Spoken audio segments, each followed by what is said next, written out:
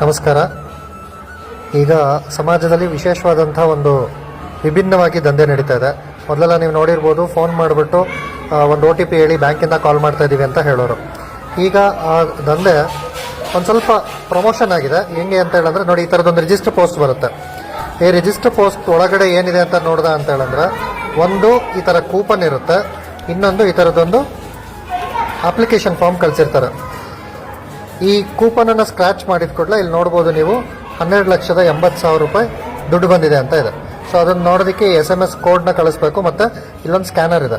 ಈ ಸ್ಕ್ಯಾನರ್ ತಪ್ಪಿ ಏನಾದ್ರು ಸ್ಕ್ಯಾನ್ ಮಾಡ್ದೆ ಅಂದರೆ ನಿಮ್ಮ ಅಕೌಂಟಲ್ಲಿರೋಂಥ ಅಷ್ಟೂ ದುಡ್ಡು ಕೂಡ ಏನು ದುಷ್ಟರ ಕೈಗೆ ಹೋಗ್ಬಿಟ್ಟು ಸೇರುತ್ತೆ.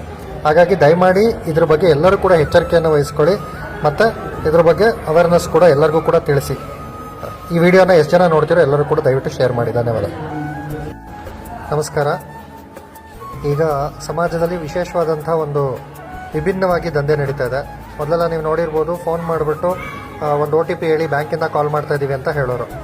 ಈಗ ಆ ದಂಧೆ ಒಂದು ಸ್ವಲ್ಪ ಪ್ರಮೋಷನ್ ಆಗಿದೆ. ಹೆಂಗೆ ಅಂತ ಹೇಳಿದ್ರೆ ನೋಡಿ, ಈ ಥರದೊಂದು ರಿಜಿಸ್ಟರ್ ಪೋಸ್ಟ್ ಬರುತ್ತೆ. ಈ ರಿಜಿಸ್ಟರ್ ಪೋಸ್ಟ್ ಒಳಗಡೆ ಏನಿದೆ ಅಂತ ನೋಡ್ದೆ ಅಂತ ಹೇಳಿದ್ರೆ, ಒಂದು ಈ ಥರ ಕೂಪನ್ ಇರುತ್ತೆ, ಇನ್ನೊಂದು ಈ ಥರದೊಂದು ಅಪ್ಲಿಕೇಶನ್ ಫಾರ್ಮ್ ಕಳಿಸಿರ್ತಾರೆ. ಈ ಕೂಪನನ್ನು ಸ್ಕ್ರ್ಯಾಚ್ ಮಾಡಿದ ಕೂಡಲೇ ಇಲ್ಲಿ ನೋಡ್ಬೋದು ನೀವು, 12,80,000 ರೂಪಾಯಿ ದುಡ್ಡು ಬಂದಿದೆ ಅಂತ ಇದೆ. ಸೊ ಅದನ್ನು ನೋಡೋದಕ್ಕೆ SMS ಕೋಡ್ನ ಕಳಿಸ್ಬೇಕು, ಮತ್ತು ಇಲ್ಲೊಂದು ಸ್ಕ್ಯಾನರ್ ಇದೆ.